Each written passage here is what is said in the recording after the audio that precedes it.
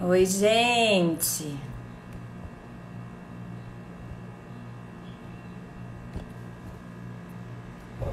Boa tarde, bom dia, né? É um misto aqui. Bom dia, boa tarde. Diretamente de São Paulo. Na verdade, eu tô no interior de São Paulo e da Espanha. Maíra tá entrando do canto maternar. Que prazer. Vamos começar com a nossa live. Importantíssima, necessária. Nós vamos falar sobre saúde mental da mãe. Deixa eu ver aqui. Legal. Pronto, vamos lá. Muitas coisas, a gente tá brincando que é um grupo terapêutico. Oi, Oi, Maíra, tudo bom? tudo bom e você? Tá tudo bem com som? Tá, tudo ótimo. Sim. Qualquer Muito... intercorrência aqui das meninas, temos duas. Então, uma de 1 ano e meio, uma de 4, mas aparentemente está tudo sob controle. A Nara também, tá lá na babá eletrônica, gente. É. E o pai dela vai vir daqui 1 hora e pouco pra buscá-la. Então vamos ver se não. Eu acabei de ensinar ela a usar o interfone. Olha! Não, eu tinha parado de fazer live porque estava muito estressante. Eu acho que isso é um ponto, inclusive, da gente ver, né, os nossos limites. Mas a gente conseguiu se organizar, então aos poucos estou voltando com esse assunto tão importante e necessário. Nossa, nem me fala. E tem muito Cala no pé. conteúdo, principalmente na pandemia, né? Então, Total. bem-vinda, muito obrigada. Ah, Clarissa, que incrível, eu sou muito fã do podcast de Oi, vocês. querida. É um conteúdo maravilhoso e ajuda tanto a gente, né? Tantas Pois é. mulheres e o entorno. Então, vamos lá, me apresentar rapidamente, porque tem um monte das suas seguidoras aí, te apresentar para as minhas. É um prazer estar aqui, Maíra. Eu sou Aline Pedrazzi, eu criei uma Instar. Depois que eu vivi um pós-parto, né, mais difícil, bem mais difícil do que eu imaginava, o puerpério, né, que muitas mulheres não conhecem até chegar nele.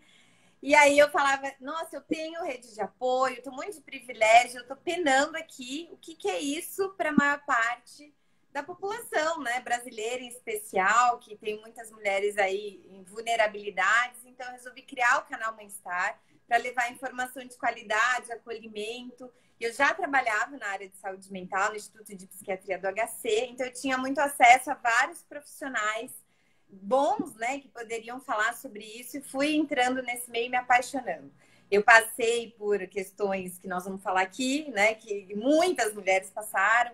Eu tive um Uhum. burnout da natureza que ele é associado ao trabalho, mas a gente tem ouvido cada vez mais falar do burnout das mães, né? Que a gente está utilizando esse termo porque é a mãe que não tem um trabalho oficial fora, enfim, tem muito trabalho em casa. E como cuidadora, a gente está também propensa, né, a ter questões de exaustão que acontecem por 24 horas por dia, 7 dias da semana. Está alerta, muitas vezes sem dormir direito, né? Oi, gente, boa tarde. Um monte de gente entrando aí. Vão colocando suas questões, suas angústias, mandando aí na setinha para quem precisa, né, ver essa live. Bem-vindas.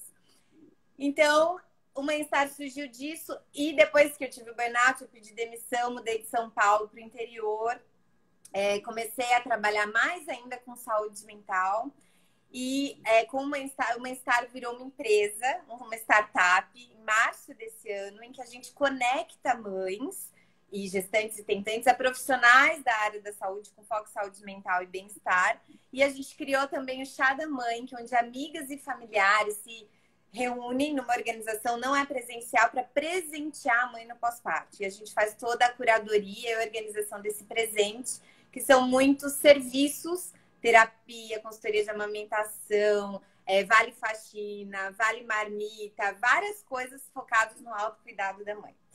E eu tenho o prazer de receber a Maíra Soares aqui, que tem a Nara, de 6 anos, né, Maíra? Uhum. E ela mora na Espanha desde 2011, deixou São Paulo também.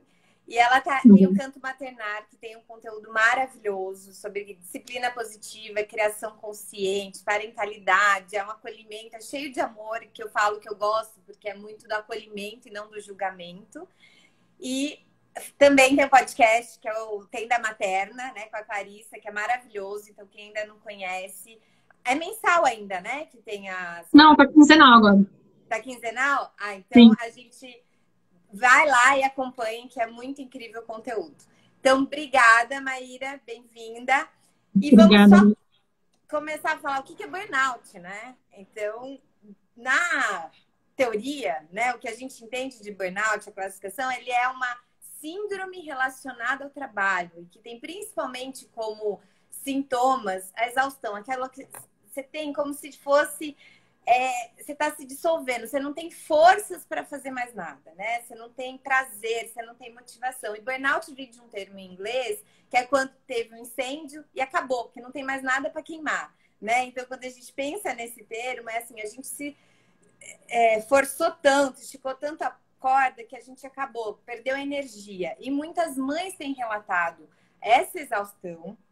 E também ela vem, o burnout tem muito associação com o ato, né, daquilo que ela é feita. Então, cuidado. A mãe passa a não ter mais prazer de cuidar da criança. Atividades que antes eram prazerosas, ela deixa de gostar de fazer, ela não tem mais vontade de brincar. Nenhum momento passa a ser bom. Isso é muito preocupante, né?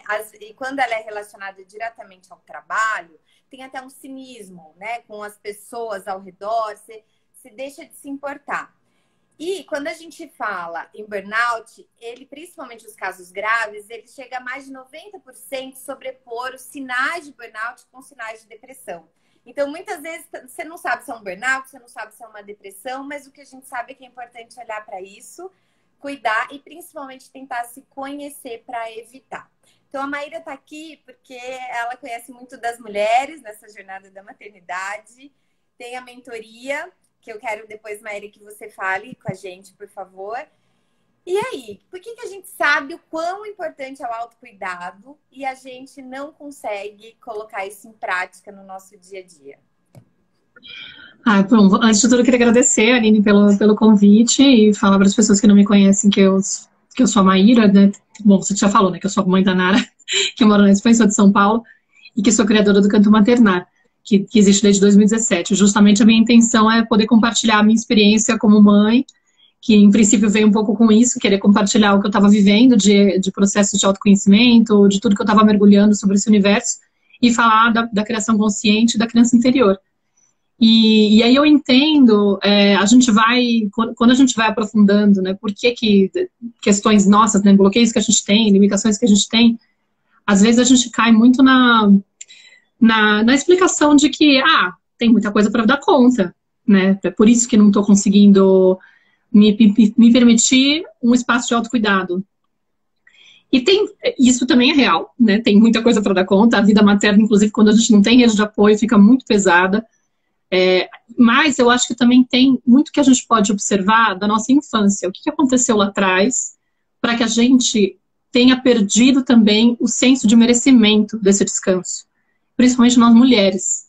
Porque nós temos tanto a influência da forma como a gente foi cuidado, né, e também a própria pressão social do que se espera da mãe, né, da mulher e da mãe. A gente é muito mais voltado a estar prestando atenção nos afazeres da casa ou no cuidado dos outros, muito menos do que os garotos, por exemplo, né? Eu, por exemplo, lembro de crescer lavando louça e meu irmão não tinha essas preocupações de ter que arrumar cama e meu irmão não ser cobrado no mesmo nível, assim, de exigência ou, vamos inserir ele nesse tipo de... Curiosamente, foi o único que virou cozinheiro entre os três.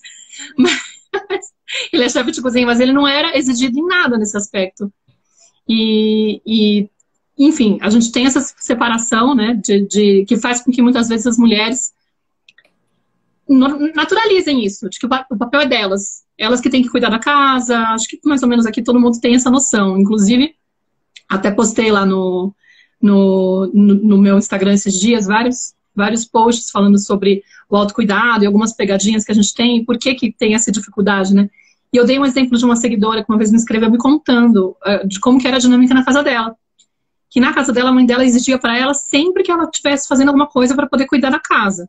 E quando a mãe não estava em casa, ela teoricamente teria que também estar organizando a casa, limpando as coisas, deixando tudo, às vezes fazendo a comida, o jantar, lavando, limpando. E quando, muitas vezes ela se permitia se ter um descanso, sentar no sofá, ver uma televisão, por exemplo, e aí de repente ela escutava o barulho do carro da mãe, ela saía correndo para apagar a televisão, pegar um paninho úmido, molhar lá o motor da televisão para que a mãe não percebesse, porque a mãe checava para poder ver o que essa menina tá fazendo, porque senão era bronca, muitas vezes agressão física, castigo, era de tudo, assim, era uma mãe bem, assim, rígida, né? E aquilo virou, e é isso que é muito louco, né? Porque esse é o ponto que eu acho importante da gente começar a ter consciência, o quanto que isso interfere realmente. Porque uma vez que eu sistematicamente recebo uma ordem, você precisa limpar, e uma cobrança, né? Você precisa limpar, você precisa estar sempre fazendo algo, você não tem o direito a descansar. Quem é você? E aí a mãe jogava na cara dela. Você tá achando que você é uma princesa? Que você pode ficar aí sem fazer nada? Entendeu? E aí, o que você fica... Qual é a sensação que a criança tem quando ela é cobrada desse jeito? Nossa, é errado descansar, entendeu? Eu preciso estar sempre limpando, eu preciso estar sempre fazendo algo. E aí, claro, ela começa a ter uma relação de identificar que o descanso não é algo legítimo, não é algo correto, que ela é inadequada se ela quiser pausar, se ela quiser prazer, se ela quiser... Até o prazer, né? Porque se for pensar o ócio, o prazer, me nutrir de outra coisa, descansar, pausar, olhar pra mim. Não, eu não posso. Eu tenho que estar sempre cuidando de algo, fazendo algo. E aí, essa cobrança sistemática que vem de fora, aos poucos, ela começa a ser uma cobrança interna. E na vida adulta, quando a gente tem... assim que surge a crença limitante, por exemplo. Hoje eu coloquei lá um post que colocava lá, né? Eu não mereço descanso, eu preciso cuidar de tudo, eu não sou boa o suficiente, né? Porque estou fazendo e parece que nunca é suficiente. Esse tipo de pensamento que limita a nossa vida é o que a gente chama de crença limitante. Então eu já não preciso de um adulto, de uma pessoa de fora me exigindo isso. Eu passo a me cobrar isso internamente. E aí, cara, se a gente junta isso, né? E é assim que nasce, por exemplo, uma pessoa muito perfeccionista. E eu sou mestre nisso porque eu, além de ter passado, não por esse ambiente igual dessa mãe, tá? Mas eu tive também algumas cobranças nesse sentido, mas também tenho 4 planetas em virgem. Então você fica pensando lá que, tipo, motivos para ser perfeccionista tem de sobra. Todos na casa 4, inclusive, que é do lar. Então, assim, a sensação de que eu preciso dar mais, eu preciso fazer mais, não tá bom o suficiente, e eu não posso parar, eu não tenho direito a parar, porque é uma sensação de que tudo tem que ser produtivo. Então, a gente fica com essa cobrança interna um pouco por conta daquilo que aconteceu. E agora, compete... Então, por isso que eu falo, tem relação. Porque, ao mesmo tempo que, tudo bem, a maternidade traz um monte de coisa, a gente acumula um monte de função, fica pensando que se eu tenho... Eu falei, ai meu Deus, eu fiquei um tempinho falando sozinha, eu não sei onde que eu parei. Não, das crenças limitantes, eu acho que... Né, de tudo que a gente foi... tendo, né, de input de informação na nossa infância e como isso influencia o como a gente é hoje, né, Maíra? E a gente nunca para pensar nisso, né? Como que isso, e só para finalizar a história da mãe, porque na verdade isso é o mais importante. O que acontecia agora na vida adulta dela? Ela falava, Maíra, agora, quando eu estou sentada no sofá da minha casa, eu tenho meus filhos e tal, meu marido chega e eu ouço o barulho do carro, é como se fosse um gatilho. Ela automaticamente levanta e pega uma vassoura pra poder fingir que tá fazendo algo. Agora eu não sei se ela faz isso, faz um tempo que ela me contou. E ela falou, e o pior é que ele não tá nem aí, ele não me cobra essas coisas, é uma coisa minha. Entendeu? Tipo, eu fico, tipo, como se fosse assim, a pessoa começa a ter uma associação. Ninguém pode me pegar fazendo porra nenhuma, entendeu? Tipo, eu não tenho direito, porque senão vão achar... E não é nem que assim, só o vão achar, eu vou me achar inadequada se eu for pega, entendeu? Porque é isso que acontece com a vergonha, né, nessa situação, né? Você não quer ser pega fazendo aquilo que você considera que é inadequado, porque você já tem dentro de você de que aquilo é muito errado, que eu não tenho direito. Então é como se estivesse me pegando pulo, eu tô fazendo uma coisa, meu Deus do céu, preciso esconder. E aí ela falou, aí eu me dei conta, eu falei, cara, sou eu que tô promovendo. Então é isso que a crença limitante faz, né? Tipo, isso que essa dinâmica da infância faz, esse padrão que você recebe, você herda, né? Se a gente não identifica, a gente pode achar que, tipo, por exemplo, muitas vezes a gente tem dificuldade de delegar o cuidado da criança pro pai ou para uma outra pessoa por achar que a pessoa não cuida tão bem quanto nós.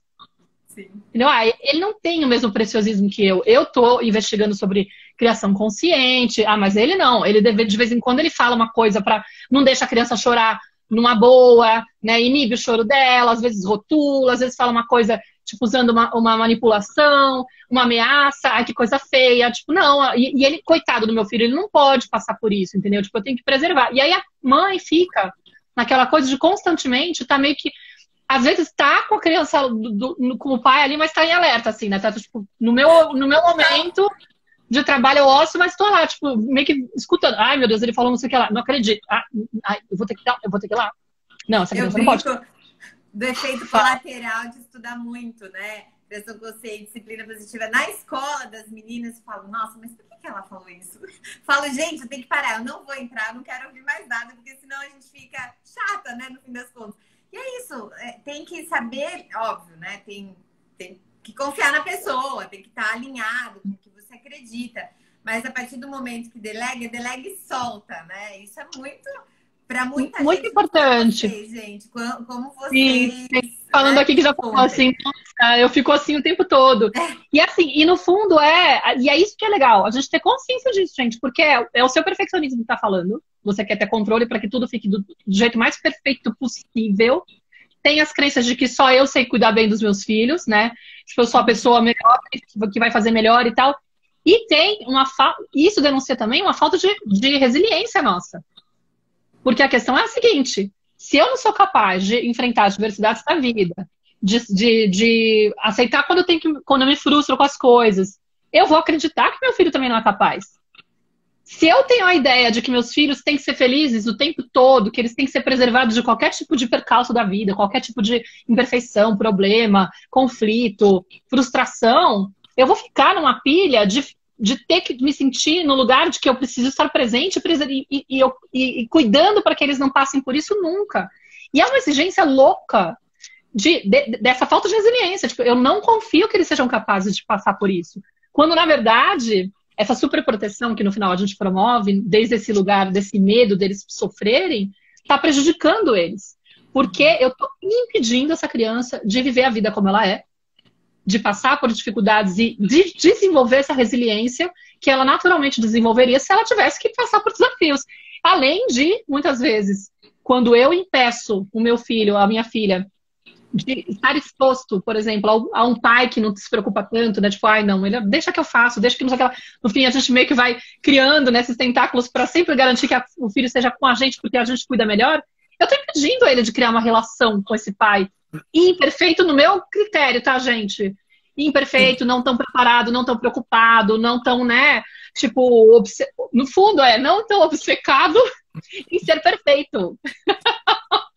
Não, e o exemplo é muito doido e eu concordo plenamente, mas antes de fazer essa live, meu marido tá aqui com as meninas, daí ele vai levar uma pra escola. Eu deixei ela pronta, com o cabelo pronto, com a mochila pronta, com a lancheira pronta, falei onde tá, achava, falei, gente, o que é isso? E eu sei que não é pra fazer isso, sabe? E não precisa. E aí, quanto você tá acumulando de trabalho por querer garantir isso, entendeu? Porque eu fazia isso também. Eu fazia e até o dia que eu percebi, cara, no dia do passeio dele com ela, eu preparava a lancheira porque eu ficava assim, né? Tipo, não, porque eu tenho certeza que se eu não preparar, ele não vai levar o lanche, ela vai ficar com fome, vai ficar com ataque de birra à toa, vai ficar comendo uma porcaria num bar qualquer, quando ela poderia comer uma coisa saudável, quando ela poderia não ter esse ataque de birra, entendeu?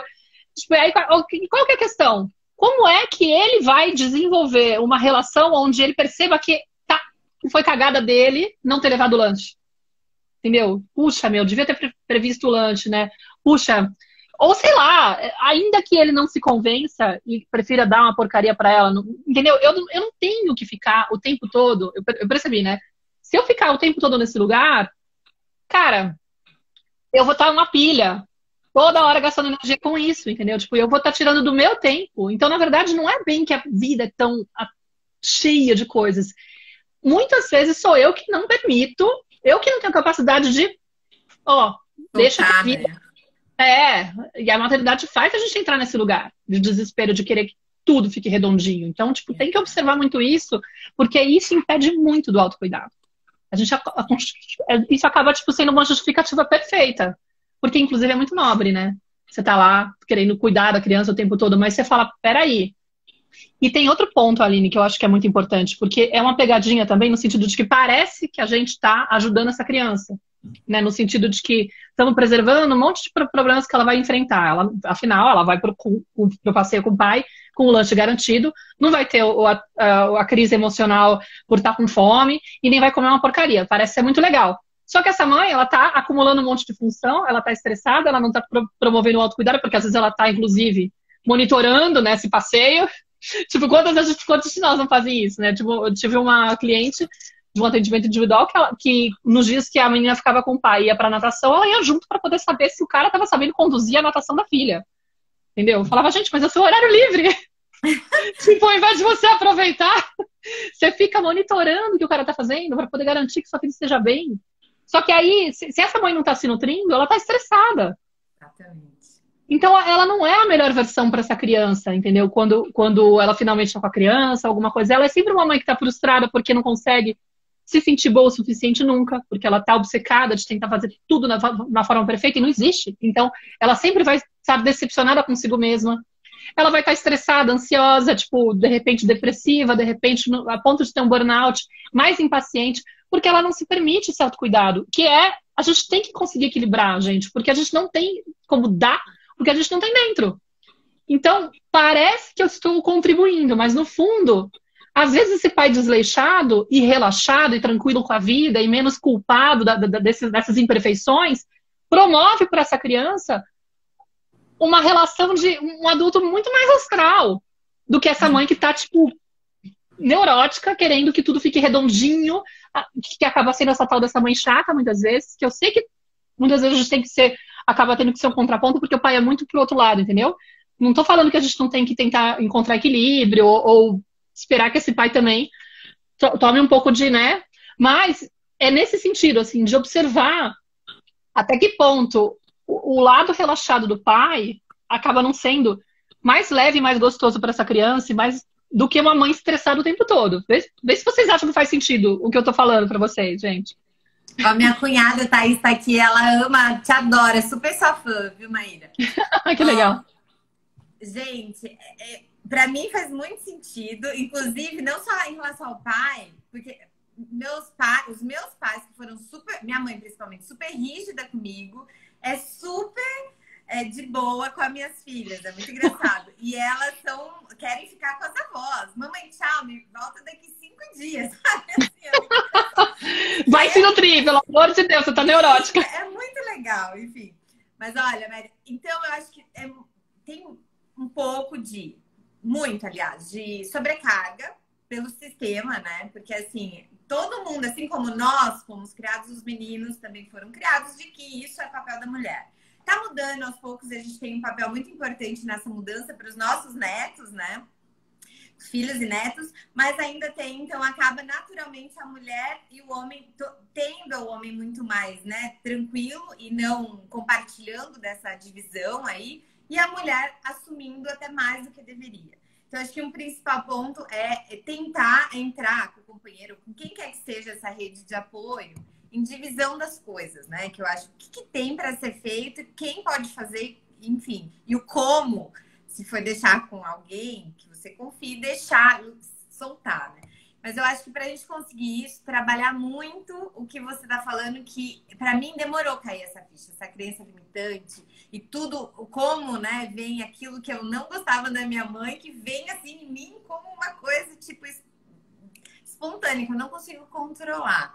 E quando a gente está nessa exaustão, nessa cobrança, a gente perde a paciência, mesmo lendo todos os livros, acompanhando todos os canais, os blogs maravilhosos como o seu, a gente do nada se vê.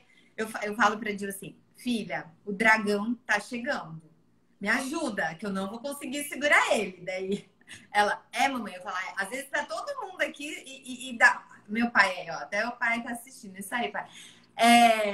De repente eu viro assim, tipo, eu não me controlo, né? E acho que isso acontece com todas as mães, né? E eu tenho um combinado com a Dil, que às vezes ela sabe que o dragão tá chegando, eu tenho que sair, que eu brinco que eu tenho que sair de cena, respirar e tal, mas tem hora que não tem jeito, e eu nunca bati, mas Eu já fui agressiva, eu falo na palavra, no tom de voz, no agora vai, sabe assim? E a gente se sente mal com isso, porque a gente tem um objetivo, né? Isso faz parte também, né, Maíra, desse aprendizado, de como a gente quer criar os filhos.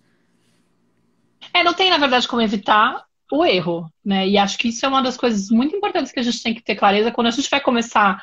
Quando a gente começa a ir por esses estudos da criação consciente, começa a aprofundar tudo isso, e a gente começa a ter consciência de tudo aquilo que nos afetou lá atrás, e fala, nossa, a educação tradicional, coitados dos nossos pais, eles não tinham ideia. E não tinham nem conhecimento e repertório. Tipo, na época você cobrava outra coisa para começar. Acho que é sempre importante a gente apontar muito isso, até aproveitar a presença do seu pai, né, que está aqui, para dizer que é muito importante a gente ter carinho e honrar a história dos nossos pais, entender que eles fizeram com certeza o melhor que eles puderam e evitaram muita coisa do que eles receberam, né? Porque com certeza eles tentaram fazer melhor, e eu tenho noção que eles tiveram uma infância ainda mais dura, né? Para poder terem essa rigidez com a gente, com certeza eles foram muito mais cobrados. E aí é uma coisa que aos pouquinhos a gente vai tentando se desfazer, né? Então, para romper é muito difícil. Só que mesmo que a gente leia a respeito, tem 2 pontos importantes aí. Não é fácil só pela decisão, assim, eu quero fazer diferente, simplesmente fazer diferente, porque a gente tem aquilo lá que está muito dentro de nós. E aí, ao mesmo tempo que a gente tem a intenção de fazer dessa forma melhor, não tem como ser perfeito nunca vai ser, e não pode ser essa meta, porque isso, inclusive, seria, de novo, buscar o perfeccionismo, buscar uma maternidade sem erros. E aí, o que eu tô dizendo para essa criança? Você também não pode errar, porque eu não me permito errar, entendeu? Então, é justamente também um ponto em que a gente tem que aprender a olhar para o erro de outra forma. Toda vez que eu grito com meu filho, por exemplo, com a minha filha, né, no caso, eu grito com a minha filha, eu perco a cabeça com ela, de repente eu uso uma fala tóxica, eu falo, nossa, meu... Eu faço desse momento uma coisa de como se fosse... O que eu posso aprender com isso? Né? Como se fosse um portal, um despertar da consciência. Isso tá me demonstrando alguma coisa. Tá dizendo que eu tô sem autocuidado, que eu tô impaciente porque, sei lá, de repente eu tô fazendo uma projeção de uma história minha da infância que aconteceu lá atrás, sei lá, eu tô indo buscar a minha filha, não sei, a minha filha me responde de um jeito ríspido, e aí aquilo me dói de um jeito do tipo... Uma coisa que mexe muito comigo, por exemplo, às vezes quando ela confunde algo que eu tô fazendo e me chama atenção, eu tô tentando fazer uma coisa de legal pra ela, e ela acredita que eu tô fazendo uma coisa que, sei lá, ela reclama, né? E aquilo me dói muito, porque eu sou codependente. Então eu tava sempre muito preocupada com o bem-estar do outro. Se tem alguma coisa que ela não aceita como cuidado da minha parte, eu falo, mas peraí, eu tô fazendo isso pro seu bem, sei lá, do tipo, querer que ela vista um casaco, vamos supor, né? E aí ela fica brava comigo. Eu falo, você não precisa ficar brava comigo, eu tava querendo te ajudar, você não quer, tá tudo bem.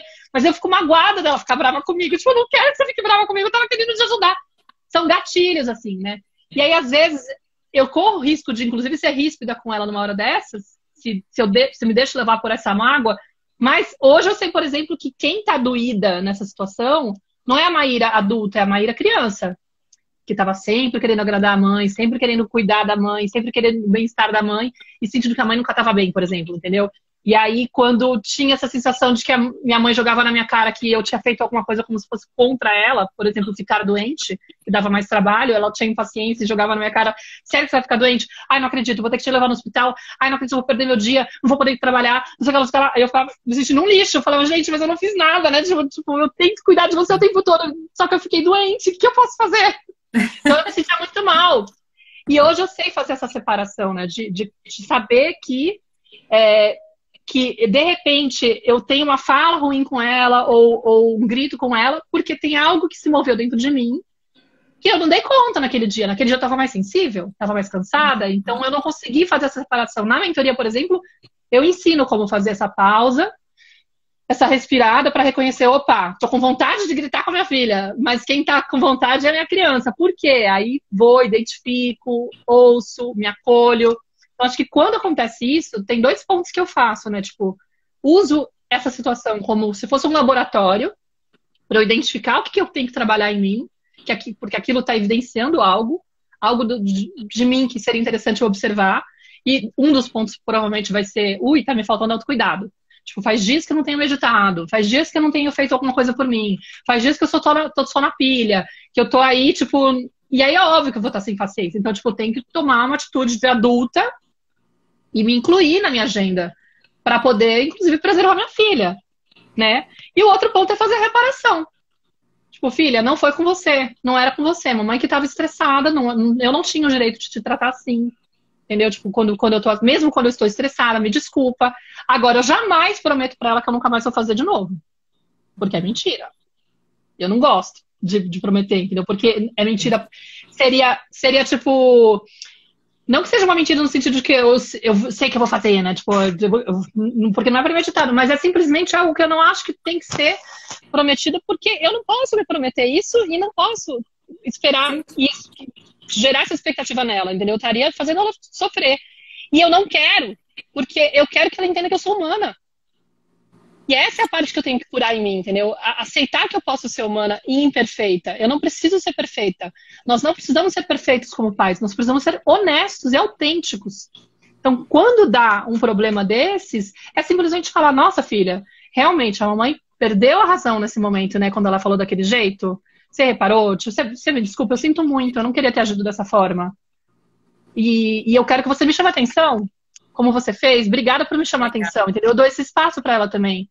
E então vira uma coisa assim. E aí, quando acontece com ela, se eu me trato dessa forma, então, tipo, é muito importante a gente saber se acolher nessas horas, né? Tipo, putz, Maíra, tá. Você não foi legal com a tua filha, né? Tipo, não foi legal. Você tá com uma semana péssima, né? E você tá sem fazer a lição de casa, né? Você não tá se dando prioridade, né? Tipo, deveria, né? Putz, meu, vamos lá. E aí, às vezes, eu tenho que esperar também pra poder falar com ela, porque, tipo, eu tô lá, tipo, mordendo a língua, louca ainda, tipo, de raiva. Mas aí, quando eu falo com ela, eu falo nesse espaço de honestidade, né? Tipo, meu, amor, filhota, tipo, não tinha o direito, obrigada por me avisar. E aí, quando acontece com ela, ela também reconhece. Nossa, mamãe, eu também não tava bem, né? Por isso, que eu não falei legal com você. Ou eu chamo a atenção, filha, você não deve estar bem, você tá falando de um jeito comigo que não é legal. Você tá se sentindo bem? O que tá acontecendo? Você não tá se sentindo bem? Você quer falar com a mãe sobre isso? Entendeu? É num outro lugar, e é muito legal, porque a gente tira uma pressão. Porque na educação tradicional tem uma pressão do tipo, é intolerável você errar. E aí, cada vez que a pessoa traz uma imperfeição, traz uma perda de cabeça, tem um comportamento agressivo, tem um comportamento meio fora da casinha, a gente, tipo, cobra o outro como se fosse assim, meu, quem é você para fazer isso? E a gente começa a aprender a ter um olhar amoroso de pensar, caramba, ela deve estar muito mal para estar me tratando assim. E ela é minha filha, eu amo ela mais do que tudo, eu quero que ela esteja bem, entendeu? Para poder ela, inclusive, agir quando ela tá bem, quando ela está mal. Então eu chamo a atenção. Nossa, meu amor, o que aconteceu? Por que você tá me tratando desse jeito? O que aconteceu? O que você tem? Entendeu? Tipo, eu sou tua amiga, eu quero te ajudar. Me fala pra eu te ajudar. Você tá muito descontrolada, você precisa de um tempinho, fica tranquila. Mas respira, não me trata assim, eu não gosto. Tá bom? Mas eu, tipo, vamos depois conversar pra entender o que aconteceu. E aí a gente vai tentando buscar, rastrear o que tá por trás do comportamento. E não simplesmente taxar como se fosse algo horrível que eu tenho que castigar pra inibir, pra ela aprender que ela nunca mais pode. Não existe, gente, não existe nunca mais. Olha a loucura do castigo. Ela tem que aprender que ela nunca mais pode fazer isso. Já falei 1000 vezes e ela repete. Claro! Ela é um ser humano. Não, graças a Deus. Pensar que a gente, com a nossa idade, as experiências, enfim, a gente perde o controle. Imagina uma criança que nem sabe o que está acontecendo, né? Que está aí com um processo super acelerado de desenvolvimento, né? Que o cérebro está em formação, pelo amor de Deus.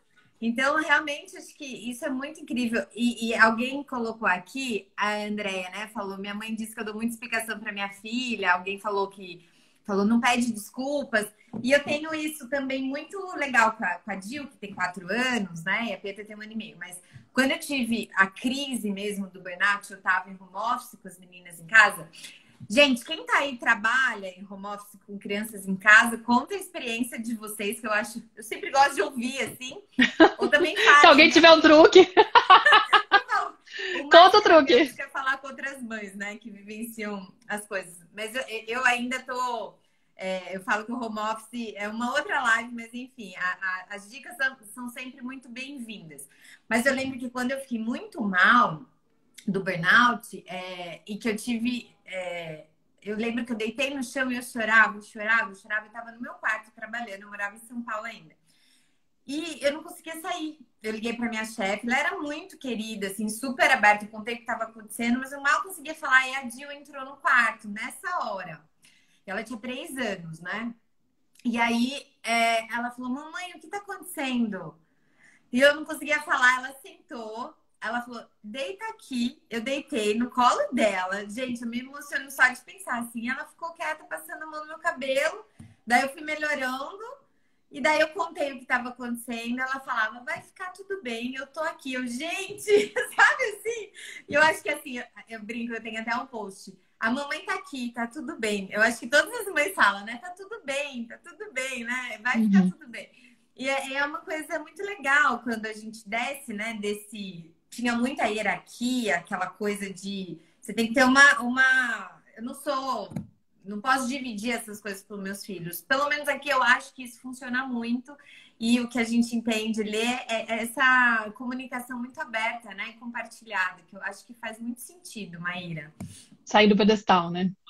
Exatamente. Muito legal. Daí meu filho tá falando que não gosta de mim, que quer o pai. É muito triste, choro muito. Mas entendo que é saudade do pai que não mora com a gente. Às vezes é uma questão de nomear as coisas, né? Porque o nosso mundo interno, a criança ela vai pescando muitas vezes o que está acontecendo no ambiente, e aí a gente às vezes fica tentando disfarçar, finge que tá tudo bem. E esse é um ponto também que eu falo muito, né? Da importância da gente ser honesto para mostrar para a criança as nossas vulnerabilidades também.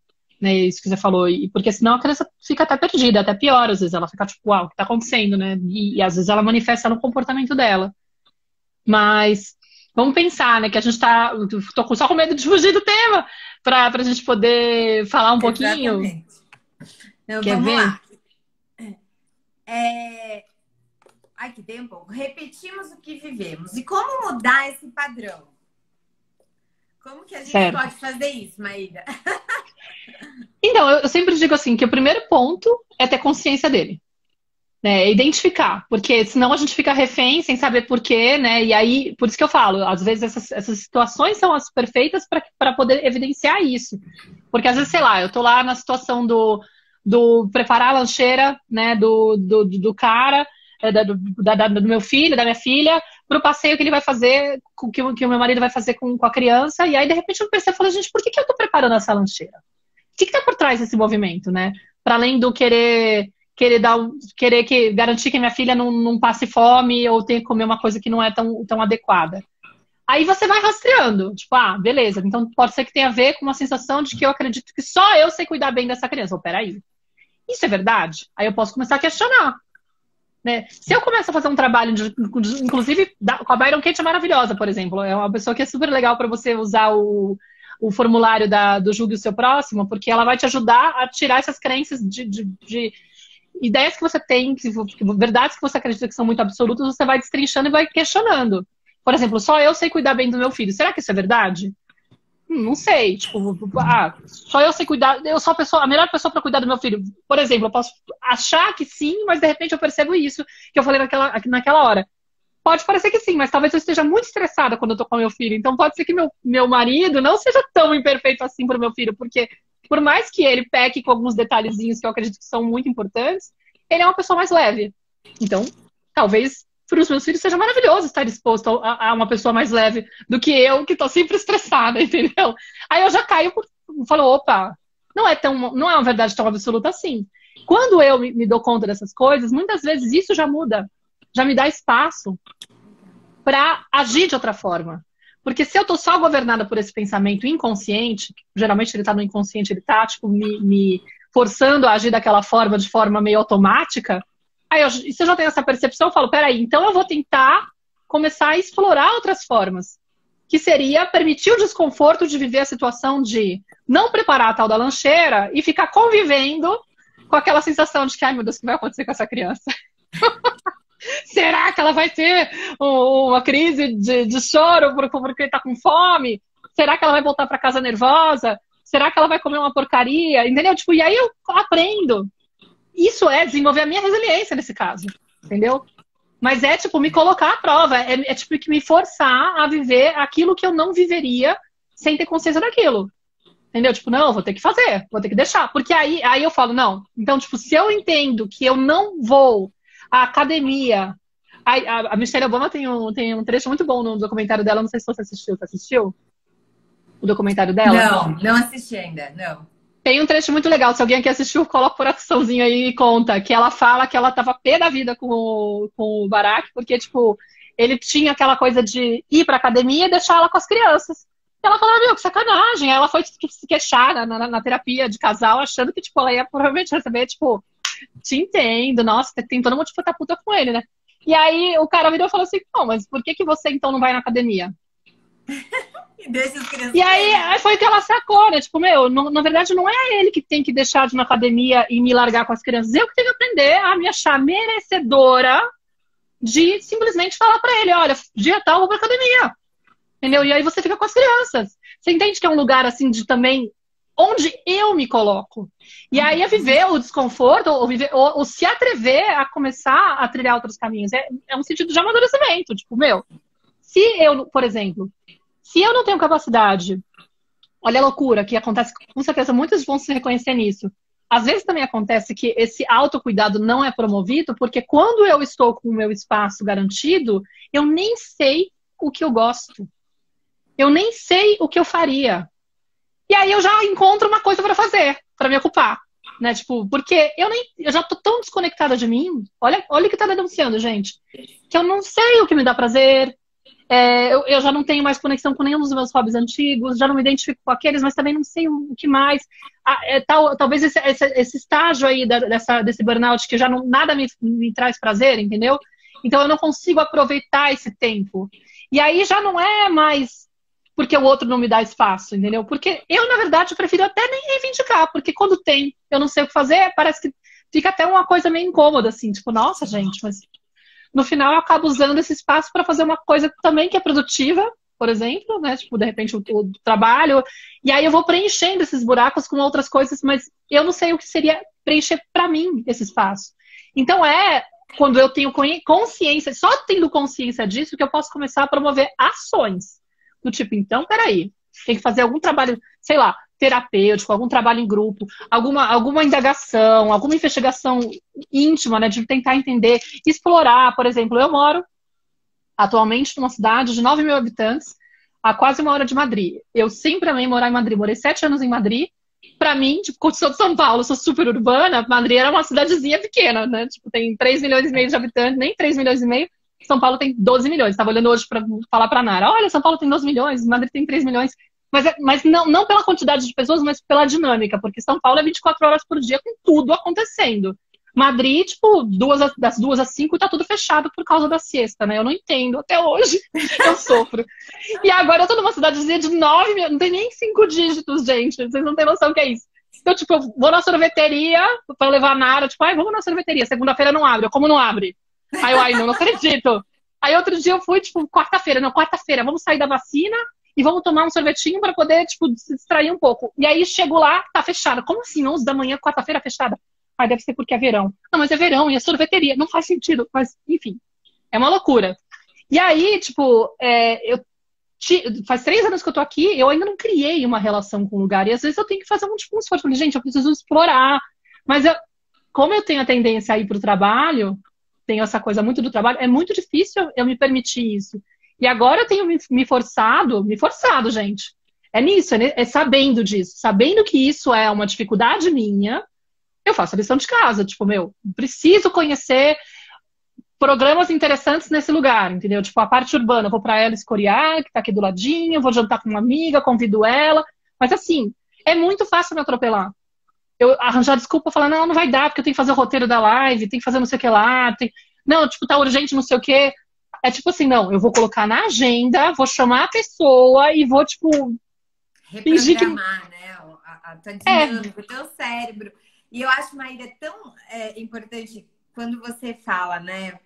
A gente tem que tentar entender e mudar a dinâmica. E o que eu ouço, e muitas mães escrevem, eu publiquei até te mandei de burnout com a Bitumami, sobre burnout materno, e várias mulheres me mandaram mensagem falando, nossa, eu acho que eu tenho isso, e eu me cobrava porque eu não tenho tido prazer de ficar com as minhas filhas, meus filhos, de brincar, de fazer coisas para mim. Eu não tenho motivação para nada. Quando chega, eu acho que é legal a gente também falar disso, né? Porque às vezes a gente ainda tem essa motivação, igual você está falando, essa consciência e consegue agir para mudar um pouco a dinâmica e tentar ir reprogramando. Mas tem mulheres que chegam num momento que não conseguem reagir e muitas vezes precisam de ajuda para isso, né? E ajuda, acho que é aquilo, a gente fala muito de terapia, de psiquiatra, de mentoria, tem diversas formas, o importante é ela tentar encontrar aquilo que ela se satisfaz, que né, vai estar de acordo com o que ela acredita, mas muitas vezes a mãe fica com medo, com vergonha, e a saúde mental tem um estigma muito forte, né? E às vezes ela fala, se eu pedir ajuda, eu tô assumindo que eu tô fraca, ou que eu não estou dando conta. Eu acho que isso é importante também a gente falar, né? Porque muitas vezes a gente chega num ponto que a gente precisa pedir ajuda.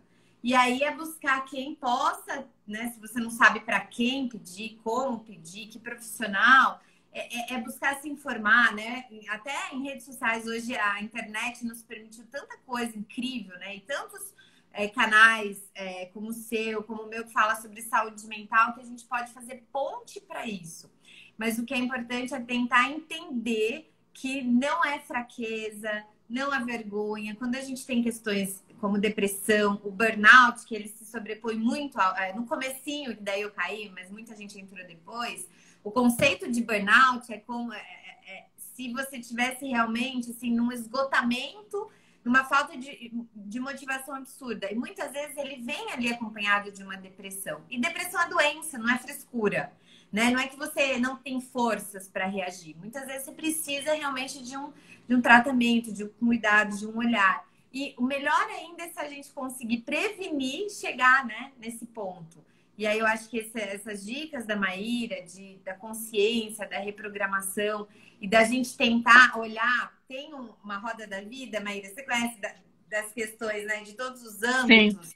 Como a gente olhar para isso, né, e colocar metas pra gente, óbvio, não assim nessa coisa rígida e ser mais uma sobrecarga pra gente, mas o que a gente talvez não esteja fazendo que a gente gostaria de melhorar, que pode, por exemplo, eu não tenho nada de vida social, vamos supor. E daí como que eu faço, igual a Maíra falou, para pôr ali de vida social? Então vou pôr na minha agenda, vou programar. Ou eu deixei meu profissional total de lado só para cuidar das crianças e isso está me angustiando. Como fazer para retomar isso? Porque o equilíbrio é muito importante, né? Para a gente estar bem. Sim, nem que seja... E aí aos poucos, né? Porque às vezes também a gente pode olhar para essa roda da vida e ficar, nossa, é muita coisa. Muita... Mas que seja uma coisa de cada vez, para a gente olhar com carinho, né? Para poder aprender a se incluir. Acho que é importante lembrar, Aline, reforçar um pouco, trazendo até a leitura do que eu tenho feito até agora, que essa questão da gente acreditar que é fraqueza, que eu não tenho direito de pedir ajuda, também fala desses padrões que a gente traz, dessa infância. Provavelmente um choro reprimido, né? Um espaço onde as pessoas falavam, engora esse choro, pra quê? Menina feia, menina bonita não chora, você tem que ser forte, né? Onde teve tanto dificuldade dos nossos pais, né? Por que eles também tiveram esse desligamento, né? Eles também não tinham facilidade de acessar as próprias vulnerabilidades. E naquela época, o choro, por exemplo, era visto como um mau comportamento. Como se fosse manha, como se fosse algo que a gente tem que inibir, né? A própria ideia do patriarcado, né? Tipo, essa coisa que o patriarcado promove muito de exigir essa separação da mãe com o bebê. Então, os bebês, eles foram deixados no berço chorando até aprenderem a calar esse choro. Gente, quando um bebê, ele cala o choro por cansar de chorar, né? Porque, na verdade, está embebido de cortisol e acaba dormindo porque está cansado de tanto hormônio de estresse ele está gerando. A sensação que ele tem de crença sobre o mundo é: o mundo não está lá para mim.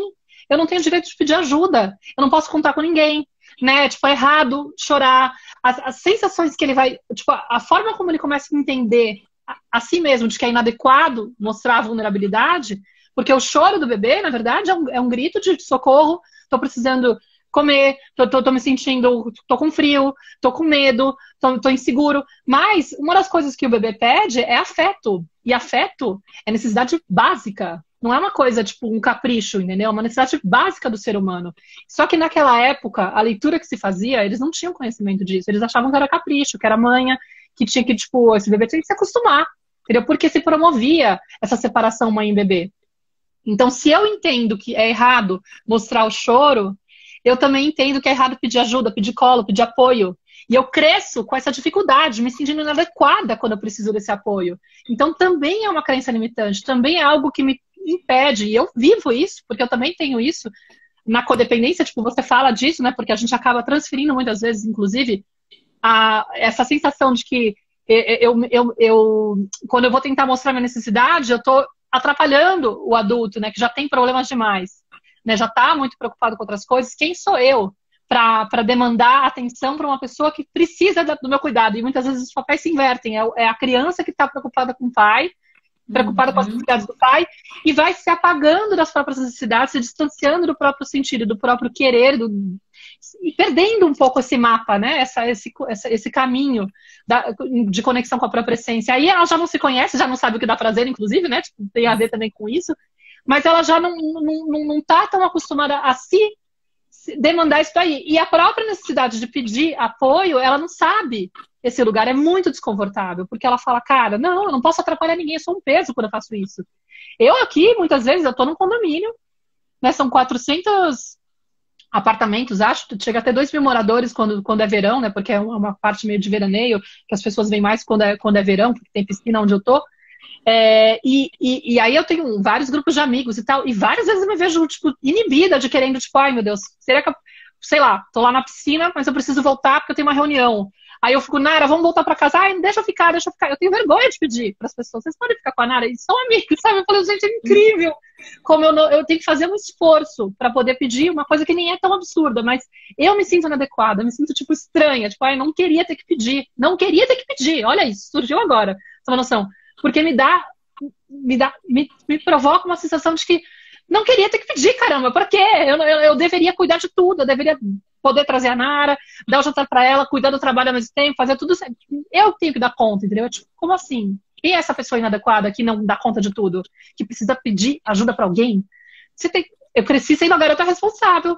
A que cuidava dos demais, a que não dava problema, a que era boazinha, né? Tipo, é bizarro. Então, tipo, tem que ter esse conhecimento também pra saber que não é sinal de fraqueza. Inclusive, é o contrário, né, que a gente fala. Poder mostrar a vulnerabilidade é sinal de coragem. E o que tem de conexão é outra coisa, porque a partir do momento que eu me abro para o outro, eu aprendo a receber.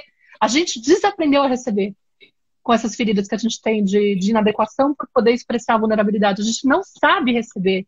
Muitas vezes a gente até recebe a oferta e a gente fala, não precisa, relaxa, deixa que eu me vira, não se preocupa. Quantos de nós não fazemos isso? Maravilhoso. E, Maíra, aproveitando, fala um pouquinho do seu trabalho com as mães, das mentorias, por favor. Tá bom. Então, eu criei essa mentoria, chama Mentoria Maternal Consciente, que é uma ideia justamente de tentar ajudar as pessoas a conhecerem como que é a criação consciente, né? Que é justamente essa diferença entre olhar a criança como ela é e tentar aceitar o que está vindo dessa criança sem essa veia do controle que tem na educação tradicional de achar que toda hora a gente tem que consertar essa criança, corrigir essa criança e ficar em cima dessa criança para impedir que ela vá para o mau caminho, né? A gente tem uma visão oposta, de que a criança já tem uma natureza própria, ela é uma sementinha que está preparada para se desabrochar e ser a flor que ela tem que ser. E o meu papel é adubar o ambiente para que ela possa vir com a expressão máxima de quem ela é. Aí, para isso, para eu aceitar e confiar nessa criança como ela é, eu tenho que recuperar a confiança que eu tenho em mim. Eu tenho que aprender a me aceitar completamente, porque, na verdade, a nossa dificuldade de aceitar os filhos como eles são é porque a gente está muito com as nossas... Com muitas coisas nossas que estão delegadas à sombra, que a gente teve que esconder, reprimir e fazer de tudo para... E a gente sente muita inadequação quando aquilo vem à tona, achando que a gente deveria ser perfeito e não poderia trazer aquilo. Só que a partir do momento que começa a fazer as pazes comigo mesma, e aí eu faço um trabalho de criança interior, né? Eu faço com que a gente, durante a mentoria, recupere a conexão com a nossa criança interior para validar e reconhecer o que aconteceu com essa criança, validar as dores dela e aprender a maternar essa criança. E aí, quando eu vou aprendendo a maternar essa criança e trazer para ela essa confiança e resgatar essa conexão com a essência dela, nossa, aí a relação com os filhos vai para outro nível. Porque eu não me assusto com o que eles trazem, eu consigo falar de um lugar com muito mais confiança de que sempre tem uma intenção boa, nessa criança, mesmo quando ela está tendo um comportamento difícil, desafiador. Porque eu sei que ela está precisando de apoio, ela está precisando de uma orientação. Eu jamais vou olhar para alguém que está fazendo uma coisa inadequada e falar que absurdo, quem é você para fazer isso e tal. Eu vou falar, puxa, o que será que está acontecendo com você para você chegar a esse ponto? Como é que eu faço para te apoiar, entendeu? Então é um lugar assim, tão lindo, tão potente, porque você recupera muito amor por você mesma, você aprende várias ferramentas, né? Tipo, eu vou entregando ferramentas de meditações, de exercícios, de indagações e tal. A gente fica 8 semanas com acompanhamento num grupo de 30 mulheres, e aí a gente faz... eu entrego áudios para falar sobre criação consciente, sobre autocontrole, sobre necessidades emocionais básicas da criança, sobre perfeccionismo, sobre culpa materna, sobre autocuidado. Tem um módulo inteiro de autocuidado, onde eu falo também sobre codependência, sobre criança interior. Enfim, eu vou destrinchando a questão da criança interior e da criação consciente. E aí eu acompanho essas mães nesses grupos e tenho encontros ao vivo com elas. 4 encontros quinzenais, né, ao longo desse tempo.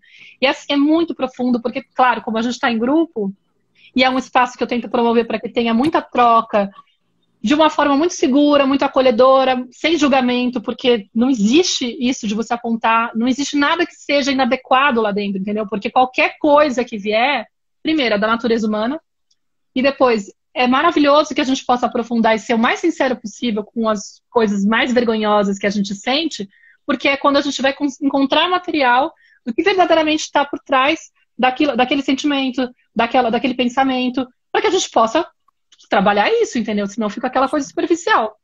Então é bem legal, porque realmente tem promovido muita transformação.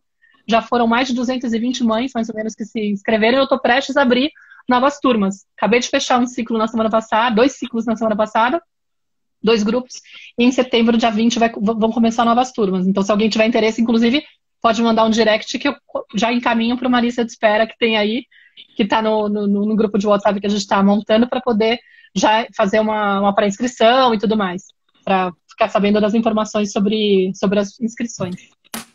Maravilhoso, ó, já tem depoimentos aqui que as mães não podem perder. Emoções à flor da mente. E a Rafaela compartilhou. Rafaela, um abraço apertado em você. Eu sinto muito, né, da mãe que escondeu o diagnóstico de câncer. Tem coisas, né, que a gente não entende, tem que acolher. Claro, só que eu descobrindo quando ela virou metástase, infelizmente ela se foi sem... Em fevereiro disse, ai, Flor, eu sinto muito. A minha mãe também escondeu da gente no começo, mas eu tinha 12 anos. O primeiro câncer dela. Eu sei como é essa dor. Te dei um abraço, viu, Flor?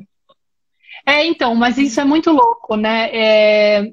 Essa inabilidade que a gente tem de entrar em contato com a vulnerabilidade e olha como isso distancia no fundo, né?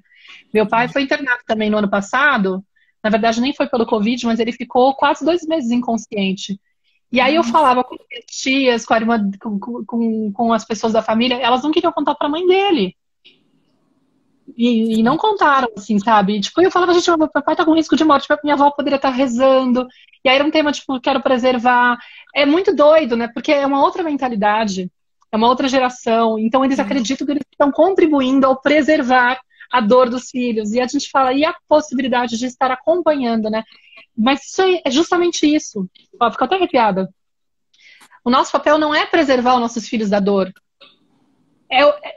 Porque primeiro que é impossível, a vida vai trazer, entendeu? O nosso papel é aprender a acompanhar nossos filhos enquanto eles estão vivendo um problema, um evento doloroso na vida. E aí a gente tem que estar, como que a gente vai estar preparado para fazer isso? Só maternando a nossa criança interior, porque a nossa criança interior não tem resiliência nenhuma. Ela não foi acompanhada, então ela não sabe o que é acompanhar. O que a gente faz quando alguém mostra algum tipo de dor? A gente tenta distrair a pessoa, a gente foge. A gente não consegue oferecer esse espaço de escuta. Por isso que é importante esses grupos que a gente promove, porque a gente vai treinando a aprender a escutar o outro, a escutar a dor do outro e sentir, permitir que o outro se expresse sem tentar resgatar o outro correndo. A gente não tem que resgatar as pessoas da dor correndo, a gente tem que permitir que elas entrem em contato com a dor, porque senão a gente vira inapto, incapaz de atravessar a dor. A gente não tem como... se a gente fica colocando empecilhos para sentir, aquilo fica se acumulando dentro de nós. E aí se transforma em doença, em sintoma, em comportamento agressivo, em coisas, em vícios, né? A gente tenta se distrair de outra forma, a gente tenta dar um jeito de acudir de outra forma. Então é um trabalho, assim, super bonito quando a gente começa a aprender a dar espaço. O que eu faço? O que eu tenho que fazer? Porque a maior dor, na verdade, da criança, por exemplo, não é o evento traumático em si, a coisa dolorosa que ela está sentindo, mas é a sensação de que ninguém está testemunhando aquilo. Então é tipo, eu voltar de um bullying da escola e sentir que eu não tenho espaço para falar com meus pais a respeito e ter que chorar sozinha no quarto, porque ninguém vai entender. Ou vão perguntar o que você tem feito para poder provocar isso, sei lá, entendeu? Mas que tipo, tem um distanciamento tal que você não sente confiança de se abrir para essa pessoa. Você sente vergonha. Por quê? Porque lá atrás falavam que era inadequado chorar, por exemplo. Então, tipo, quem sou eu para trazer meu problema? Para falar disso, entendeu? A gente vai criando distância. Então, assim, não que tua mãe não fez por mal, com certeza. Ela fez provavelmente para te proteger, né? Mas realmente é aquilo. Tipo, se foi essa referência que eu tive, muito provavelmente até pode ser que você tenha dificuldade também de lidar, de mostrar sua vulnerabilidade. É um jeito assim. Eu entendo que minha mãe teve a limitação dela, que ela não foi capaz de me oferecer de outra forma, mas eu escolho fazer outra forma, né? Tipo, fazer da minha história, da minha experiência, transformar ela em algo melhor, algo maior, algum aprendizado, entendeu? Tirar a força disso, porque por mais doloroso que seja, tem um aprendizado muito grande que eu posso adquirir disso. E quando a gente rompe e faz diferente, isso não é desonrar, gente, é o contrário. Isso é honrar.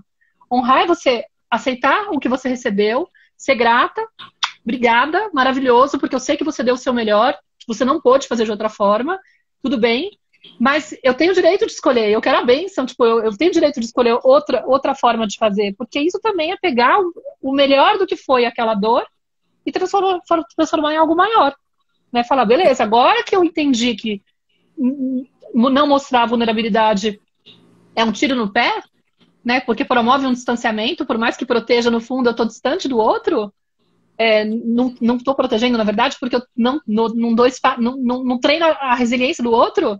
Cara, eu quero treinar a resiliência dos meus filhos e eu quero aprender a ter resiliência. Então, tipo, vamos lá, eu quero aprender a estar com essa dor, entendeu? E se eu aceitar com a minha dor, eu consigo acompanhar os meus filhos. Maíra, compartilhando um post que eu fiz, acho que foi um dos mais curtidos do Mãe-Estar, foram prints de tela de conversa com a minha mãe, porque no primeiro dia de escola da Júlia, que é a mais velha, meus pais estavam aqui. Eu levei ela para a escola e ela voltaria 1 hora depois, só que ela quis ficar e eles tiveram que ir embora e ela não se despediu. Quando ela chegou, ela chorou porque ela queria ver os avós. Eu contei para minha mãe por WhatsApp e minha mãe ficou super mal. Ai, eu fiquei mal, eu fiquei pensando, Daí eu comecei a rir, eu falei, mãe, nem parecia que você me batia com vara verde, né? Daí ela falou, mas são outros tempos, hoje eu não faria isso. Tão bonitinho. E é isso, sabe? Tipo, não era que... Isso era o que era padrão na época, né? Uhum. E foi muito interessante, porque embora eu tenha apanhado meu irmão também, zero hoje, nunca vou fazer o mesmo com as minhas filhas.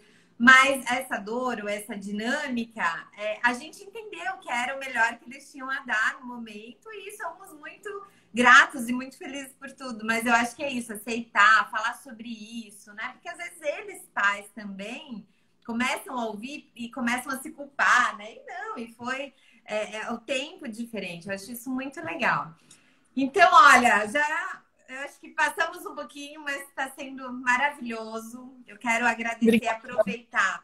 Então, falar também do Mãe-Estar. A gente tem uma rede de 75 profissionais parceiros, todos focados na saúde mental e bem-estar das mães, gestantes e tentantes. Então, eu faço essa ponte e a gente organiza o Chá da Mãe, que são amigas e familiares que querem presentear a mãe no pós-parto, a mãe na gestação, com presentes focados no autocuidado. Quem quiser conhecer mais também, mande um direct. Eu falei para a Maíra, né? Depois eu vou conversar com ela para um dia a gente ter a Maíra também como parceira, que a gente é fã.